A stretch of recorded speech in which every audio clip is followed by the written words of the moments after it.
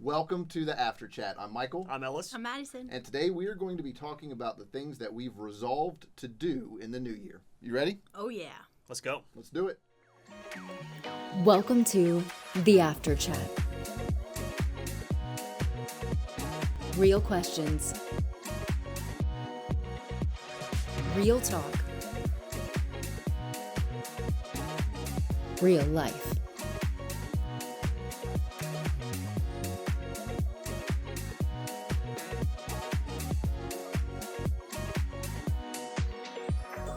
Okay, so what is y'all's favorite sandwich and where did you eat it?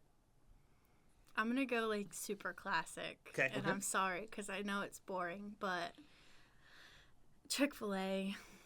Chick-fil-A Deluxe, no pickles, American cheese with a packet of mayo. It's favorited in the app for a reason. Can't beat it. No, that is a good one. I'm thinking, like, the first thing that came to mind was the Royal Hawaiian Burger at Mabel's. Okay. Here in Powhatan. It's a hamburger patty. It's got pineapple on it, like a mango chutney type situation on there. Intriguing. It's good. It is super duper good. I'm going to go get me one of those. So shout out Mabel's. That made me think of Maxie's, also in Powhatan. Has a smash burger that is so good. I haven't had it yet. Oh, you have to try it. And it's like really affordable. So my favorite sandwich comes from Subway. I'm going to go like similar to what you said. 6-inch wheat, pepperoni, provolone cheese, not toasted, lettuce, black olives, salt and pepper. It's gotten to the point where I've gotten this sandwich so many times. There's one particular lady there. If I walk in and she's working, she just starts making it. She knows what I'm going to get. I've witnessed this happen before. So I don't. The thing that's standing in the way of our friendship deepening is the black olives. What? That's I the don't thing? like black olives. Usually it's the not toasting it. Oh, no. I don't toast my olives? Subway Okay. either. No, they all get toasted. Flatbread, no matter what it is, it's got to be toasted at Subway. I mean, it could be, but it's not a hill I'll die on. Well, no. Like, you toast your sandwiches out of my life. Like, it's not like that. So, what is something that you wish to accomplish in the next 5 years? I think I'd like to be on a little more stable footing financially in the next 5 years. Well, we do okay. We're not close to bankruptcy or anything like that. Like, we're not in financial trouble, I would say. But of course, we can be a little more secure and put some things in place to help us steward what we have a little bit better. So, yeah. I would like to get married. We haven't set a date yet, so I don't know when it'll be. But hopefully within the next 5 years, I'll get married and my fiance will relocate to here where I am, and it'll be fantastic. So I've started and stopped this screenplay that I've like. I just want to do it just for me, just to like be done with it. And it's something that I think is really cool. It's a time travel story. Oh, like you're writing it? Yes. Oh, that's cool. Like, I think it would, like, it's just a project that I've messed around with from time to time. And I think that it would be really cool just to be like, it's done. That's a fun project. So it's awesome. That's mine. I would like to do that. Cool. All right. So we're a little bit into the new year. Yeah. It doesn't have to be specific to this year, but Okay. what's a resolution that you guys have kept? And this is a trick question. Yeah, sounds tough. I'm just gonna give you a heads up. It's a trick question. I'm gonna. So, I think I made a resolution to say I'm gonna read the Bible every day in 2023. I'm like, what year is it? What did we finish? All right, 2023. I think I kept the resolution. If we alter it ever so slightly to, I'm gonna be consistent with my Bible reading in 2023. I didn't do it every single day, but I didn't miss more than like 2 days in a row, That's impressive. That's an improvement over 2022. I would go, a week, missing it and have to restart the streak all over again. That's no fun. So, yeah. Nice. Especially when the Bible app like hits you with it. Like, you're doing good. Keep going. Yeah. You're just like, not today. When you open it for the first time in a while and see that 1 at the top, you're like, come on, man. I don't think The I've judgment. ever. I don't think I've ever actually gotten a streak in the app before because yeah? it's not my like predominant way to read. Mm-hmm. So the most I get on it is when I'm out without my Bible or I'm like Googling something of like what's this reference. Yeah. So Or like I use the Bible app more for if I want to look at a different translation Yeah. than what I currently have. I like, do in really front of like me. how many translations in one spot like they have available because otherwise I would just collect every translation. I have way too Yes. many Bibles as is, like way too many. I have a shelf that's dedicated. It's got Yeah. like 8 Bibles. That's on what it. that's what I want to have eventually, but I'm in a little bit too small of a space. So I'm pacing myself for now. When I have the bookshelf, I'll be joining you with the dedicated shelf to Bibles. So it's a trick question Okay. because I have never kept a resolution fully. But I'm trying to change my approach this year and say that as long as I start back up again, that's the key. Because I'm really bad at keeping resolutions. So if I take a little bit of the pressure off, I feel like it's less intense to get back into it. So I had my one of my therapists a few years ago told me about journaling. You can skip a day, you just can't skip 2 days. Yes. And so that's kind of been like my mindset of even if I fall off the wagon, it's really just life getting big. Like my goal might be to pray every day in the middle of my day, but if I miss it one day, it's okay. I just can't skip 2. So I think it's more about just forming a habit. And like if you can look back over the year and like at the whatever the thing you resolved to do at the beginning of it and say, you know what, I might not have gotten everything here, but I've moved up and to the right. Like I think that's really what it's all about. it's hard for me to have that mindset though because I can be very all or nothing. So getting to that place, it's helpful for me to say I can skip a little bit. It's not about perfection. It's more about the overall target reached. So that was a big thing that I discovered for myself this year. Because then it just becomes more about just checking a box instead of actually improving in some form in some form or fashion. Yeah. I kept one that I can think of. That's awesome. It was it was a good one. Like I resolved one year I was going to read the Bible an entire year and journal all of it. Like what I took away from everything in a year. So like I found that and that's something that's interesting to look back on and be like, I can't believe that's what I got from that, or that's what I believed then, and in some of them I just wrote, I have no idea what to do with this. But I mean, at least it was more about being honest. Yeah. And just saying that's crazy and I don't know. Yeah, that's cool. I've read through the Bible before, but I have yet to do it in a year, and I know that it's an intense thing to undertake. So I admire you guys for doing it. So it's pretty cool.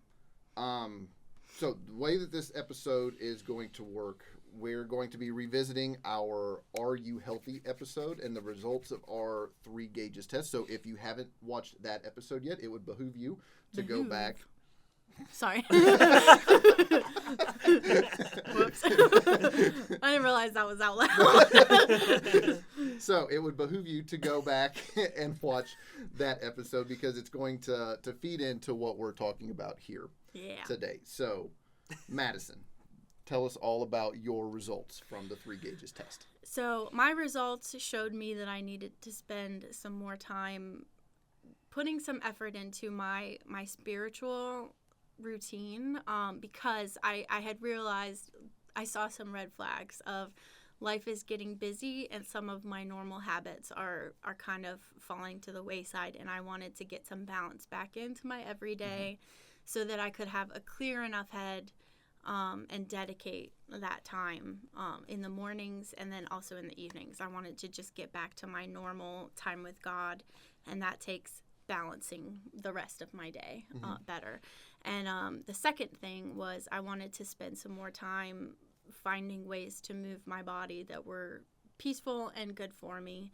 And I had said specifically that I wanted to try to start going on some longer walks. So that was kind of the result. And then my my plan of what I wanted to take into my new year and work on. Nice. What about you? Well, my results, like the two areas that stuck out, were not having a regular Sabbath very often at all. So I really wanted to prioritize that coming into this year and really put some things in place to be intentional with that. And then also just engaging in worship, or I would expand it even a little bit to say dedicated time with God. That's not work stuff or checking a box like on the Bible app or anything like that. So, yeah. Cool. No, and mine was definitely, I mean, I think I said it before we went into it, like, I know that the physical health thing is probably going to be an area that I need to work on, but during that conversation, what really jumped out, and it didn't really hit me at first until we really got into it, was not having a Sabbath at all. Like, I would have said, my spiritual tank is going really well. I think I even did, until we got the conversation going, and you get that little ooh inside of like something that just really jumped out, and it was not having a dedicated Sabbath. That, because we're all in ministry, it can become work, and you do need to make sure that you set that time apart to where you're just like, you know what, I'm just going to take a break, focus on my relationship with God, do some other things, just invite him to just be in my life during just a 24-hour period, or be in my day just for an entire 24-hour period. And so that was the thing that really jumped out to me the most during that. Nice. So with that all said, let's check out this clip is this one from Pastor Angie? Yep. Yeah. From Angie Frame. At the Global Leadership Summit a few weeks ago, I got to hear James Clear share from his book, Atomic Habits. Now, I haven't read it. It's likely several people in here have. It was a #1 New York Times bestseller, sold over 10 million copies. And Clear says that if we want to create a habit, then it needs to be obvious, attractive, easy, and satisfying. All right, let's do an example together. Let's say that we wanted to eat healthier. That's a habit we wanted to build. So then we need to have healthy food obviously available right in front of our faces. And it has to look good, and it has to be easy to eat it. If we have to dig past the chips to get to the almonds, we're just not going to do that, right? If we have to spend time chopping fresh fruits and vegetables every morning, we're just not going to do it. It doesn't pass this test. And most importantly, it has to taste good, and it has to fill us up. Because if it's bland or boring or maybe just nasty, and if it leaves our stomach still growling, then we're not going to eat it. We're going to revert back to our old ways. So I thought it was really cool there what Angie was talking about how we can implement habits like we've been talking about into our lives. So we talked about kind of what our areas of focus were based on the results of the 3 gauges test. So what are y'all planning or have already done to kind of put some of those habits in place in your life? So for me, like I mentioned, it was going to be like regular Sabbath and working on just my physical health. So for me, I'm somebody that enjoys creating a plan for something. Like I get a lot of joy in that for some reason. Like just coming up with a little journal, a little action plan, a little spreadsheet to track what I'm doing. Like that's very much my jam. And so that's what I did. I created just a workout plan for myself that wasn't going to. I'm very much an all or nothing person too. So for me, like if I decide, you know what, I'm going to do P90X, just an extreme crazy workout program, but I haven't worked out in forever. I'm going to feel terrible after 3 days, and I'm going to be like, so like making it something that's realistic and measurable. For me is helpful for that. So that's what I did. And so that's what I'm currently doing. We recorded that one episode before Christmas, I think. Mm-hmm. And so like we're already a little ways into it. So that's been something that I've been doing 5 days a week for the past like month and a half. Nice. And the other one was dedicated Sabbath and just making sure that I'm done on Thursdays. So that way I can take Friday off and actually not have to do any work. So it really became, for me, a lot more about making sure that everything that I need to do through the week is on my Asana task list. So that way I'm not like remembering, holy smokes, like now I've got to work on Friday. If it's not on there, or if it's something that needs to be done, it's on there and I can be done. Nice. So those are kind of the things that I've done to really kind of live into what she said, like make it obvious, make it easy to do, make it attractive to do. And it's satisfying for me. So it's awesome. Yeah, mine are similar. With Sabbath in particular, it started and I feel like this is the case with most habits we try to put in place. It starts with shifting your mindset about it, right? Before you do anything physically with Yes. it. So for me, it was like, okay, I need this time. I need to set this time aside only to spend time with God and recharge and all those things. So it started similar to what you said. Like, you know, I whatever gets done before this gets done, and whatever doesn't get done doesn't get done. It'll be there, whatever day I pick it back up. The world will still spin. There you go. Yep. Yes, and like we talked about a little bit earlier, that's hard for me. Like, just being like, it's okay that I didn't 100% Yes. complete this. That's really tough. So I Yeah. think starting to work through some of that was kind of the first step. And then it was similar to what you said. Okay, so how am I going to make sure I get all of this done Monday through Thursday? In the past, I've kind of operated like, okay, here's the list of things that I need to get done this week, but I don't go through and assign specific times or anything of when I'm going to do it. Yeah. Outside of time-sensitive things like meetings and stuff. Just Yeah. straight up tasks, I'm like, well, I got to have it done by Thursday, so I'll find some time between now and Thursday to do it. So now I'm trying to be super intentional about like, okay, here's the list, but also I'm going to do this at this time, I'm going to do this at this time. Yes. Kind of thing. And then the other one I had was making a priority to engage in worship or just dedicated time with God. It just so happens that our church is doing something called 21 Days of Prayer right now, which has been really cool and has really helped to form a habit, that consistent habit at the beginning of the day of before I do anything else, I'm going to come spend 20 minutes uninterrupted with God, which has been really cool. So, Yeah. Well, oh boy, brace yourselves. I brought props with me. So there's nothing that I love more than a good system. So I have developed a system for myself, and I've used it before and I've tweaked it throughout the years. It's just more about coming back to it, and that is bullet journaling. So we've talked as a staff before about the quadrants of importance. So I spend a lot of my life living in quadrant 1, and you don't want to be. That is, everything that you're doing is urgent and it's important, and you're stretched very thin because you're just playing catch up all the time. So I wanted to move myself out of quadrant 1 living into working ahead, planning ahead a little bit more. So these are the various things that I carry with me all the time.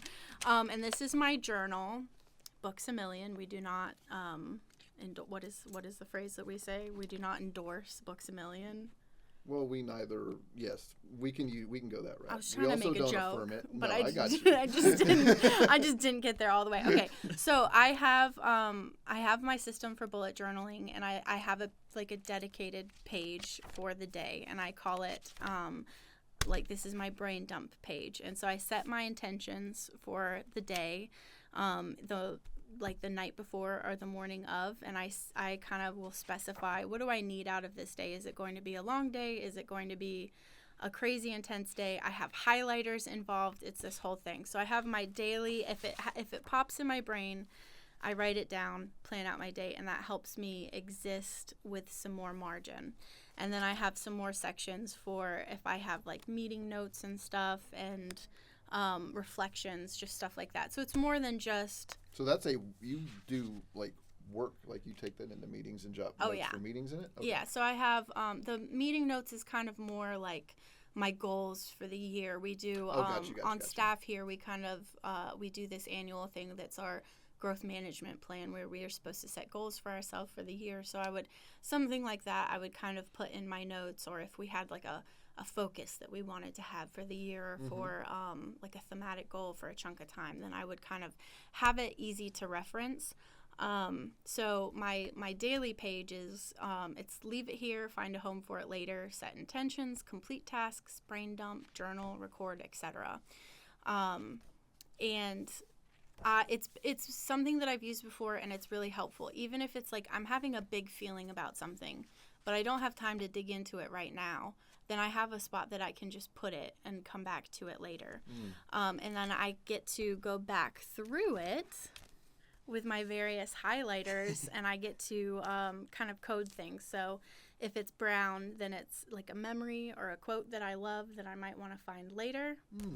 If it's blue, it is something that I want to unpack later. I don't have time to unpack it right now, but I need to come back to this thought or this. You guys are so bored, aren't you? No. I love this. Okay. I'm someone. Okay, so like another one of my things I didn't mention it. Like, I'm missing a highlighter. Oh no. It's okay. I'll find it later. But like I love that a one, is good it? pen. No, that's a pen. Okay. Like I love a good pen. So like I'm doing another journaling thing at the moment. And Yeah. so like I went and I bought like a Fisher Space pen like the astronauts use that can write in like insane freezing temperatures or Ooh. 250 degrees. Like the pen would still work. Like That's so I awesome. love it. And so I've never seen like a rectangle. So those are pen. actually specifically like good for Bibles. Like they're meant to Okay. like not go through the pages. What? Y'all, I'm falling apart. Nope. It's okay. We already talked about the blue one. So I have these are like my compartmentalizing colors. Okay. Of like this is just my daily life, but I want to come back to it. I haven't highlighted anything in a couple days because I've been busy, but you can like here I'll find a good page. You can see on a page that I had many different colors for me to come back to. So I have my compartmentalizing colors. The blue is for process this later, and then I have a purple one. That's the one that's missing, and I need to remember to tell my fiance Lee about this because we're long distance, and it's really easy to forget that there's something that I want to share with him, so I'll jot it down. And then I have my productivity colors, which are more exciting to me. If I highlight something green, it's on the horizon, and I just need to keep it in mind. If I highlight it yellow, I need to start being worried about this in a couple days. And then if I highlight it red, this is actually pink, I think, but it's super urgent. I need to do this today, or it's my main priority for tomorrow.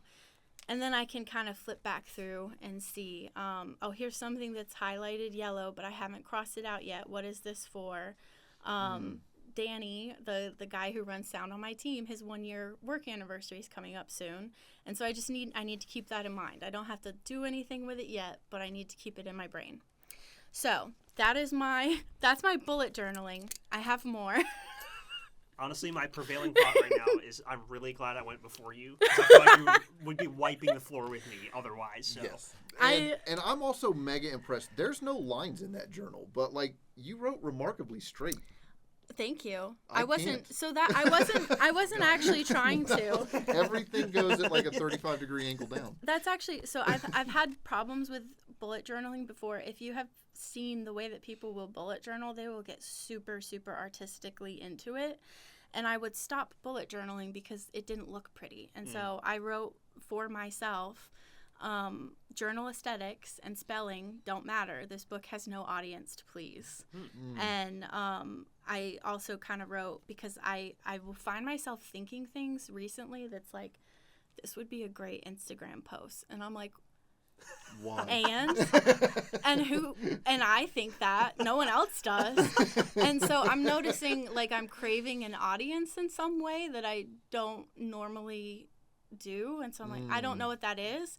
And so I kind of wrote down some stuff about desiring an audience. If I'm feeling this thing of like, I need an audience for this, I'm going to spend some time writing it down, telling it to God, acknowledging that I'm enjoying my own company and God's company, and then I can tell a friend. But I don't need to immediately broadcast everything to social media. So, and then I have like a little key of what different things mean, and they're just different versions of I've done this, or I have to move this to another day. And I have a daily prayer, which I'm going to start talking about my daily offices in a second. I have a midday prayer that I say every single day. It's coming from, I have too much stuff. Do you need a hand?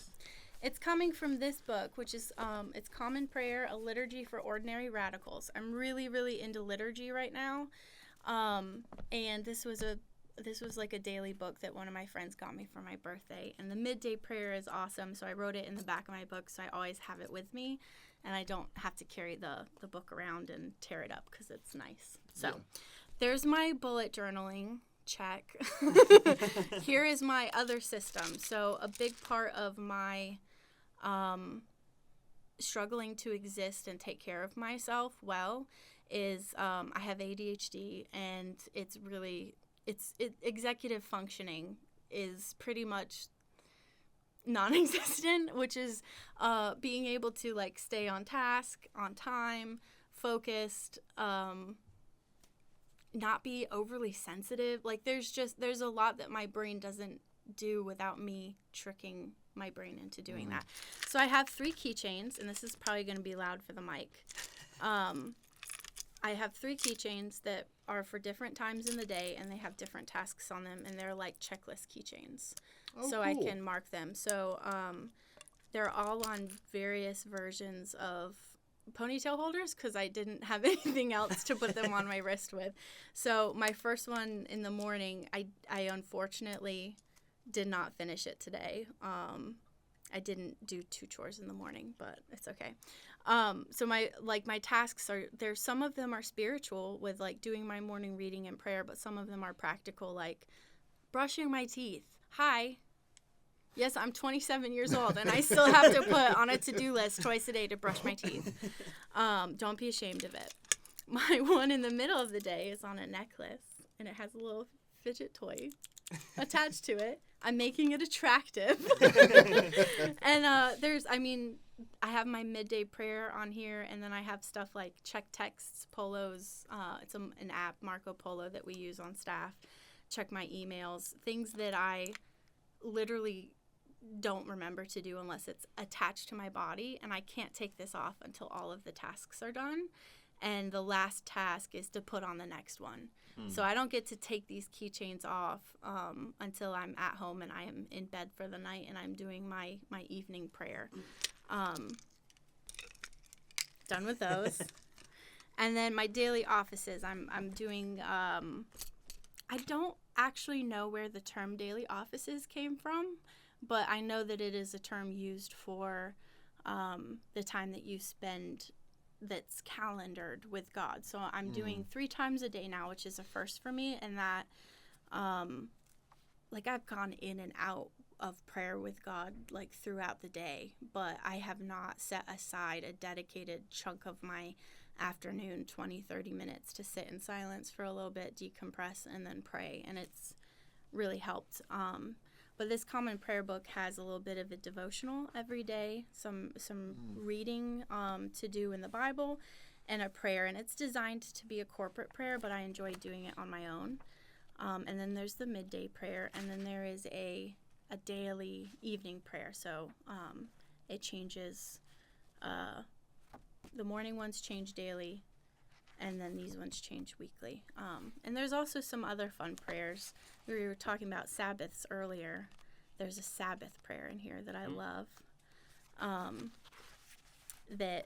Do you guys mind if I read it? No, Because go for it. we're taught, like, I could not have the capacity to do any of this without Sabbaths. That is what gave me the margin to be able to figure out what would work for me. So I read this every Friday night when I start my Sabbath. I light a candle and I read this prayer, and it's just like a really beautiful little tradition I have right now. Lord of creation, create in us a new rhythm of life, composed of hours that sustain rather than stress, of days that deliver rather than destroy, of time that tickles rather than tackles. Lord of liberation, by the rhythm of your truth, set us free from the bondage and baggage that break us, from the pharaohs and fellows who fail us, from the plans and pursuits that prey upon us.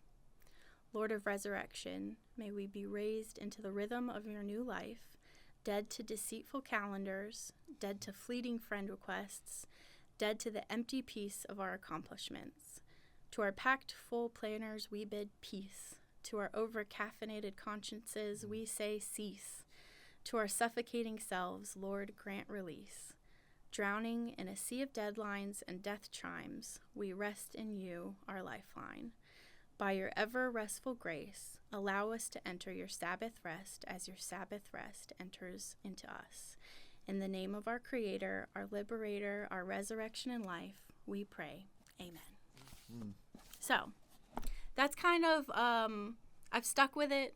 It's been really helpful, and it's kind of exciting to take on a new year with some new techniques to help me be my best self.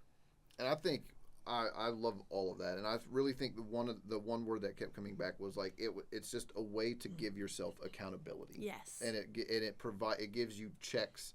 Okay, I'm doing this. I'm doing fine, and it helps over time to develop that consistency. Yeah. Which was two of the big things that Frame mentioned in her clip there. Mm-hmm.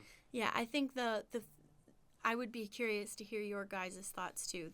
In those list of approaches to take with habits to get them to stick, the thing that sticks out to me the most that I know I have to do is make it obvious. Hence, keychains literally attached to my body.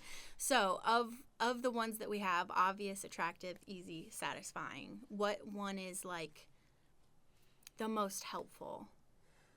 I need it in front of me. Yeah. So like what I did was I bought a workout bench, and it's literally in my room. So that way whenever I see it, I know exactly what I need to do. And Cool. then for me, I as someone that likes having a plan and like having something that I can measure and see.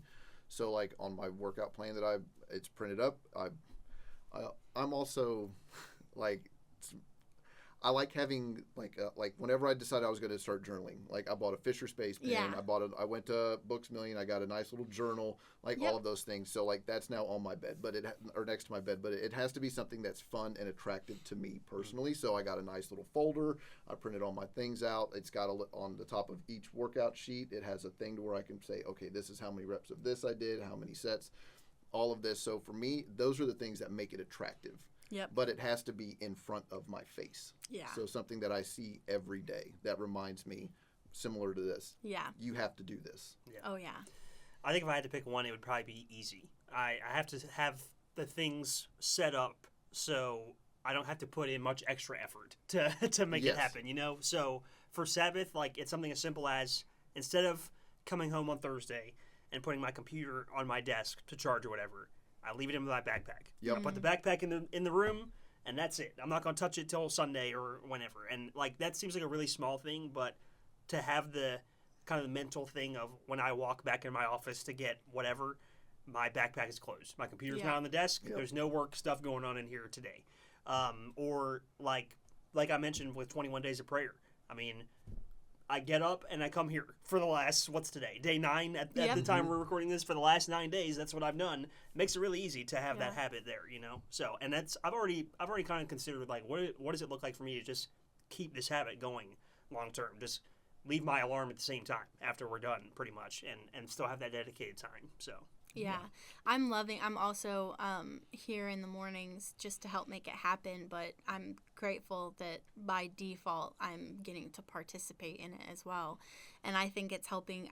In the beginning of every year, I always fall into a slump of my sleeping schedule just gets out of whack. And I know it's going to be hard with daylight savings time, which is like my biggest enemy in existence. I hate I'm very sensitive to changes, and I have my routine and my normal. So when one thing gets shuffled, I am a wreck. And to start off the year with like that every single day, forcing me to like wake up when I feel best. Like I feel good when I wake up early.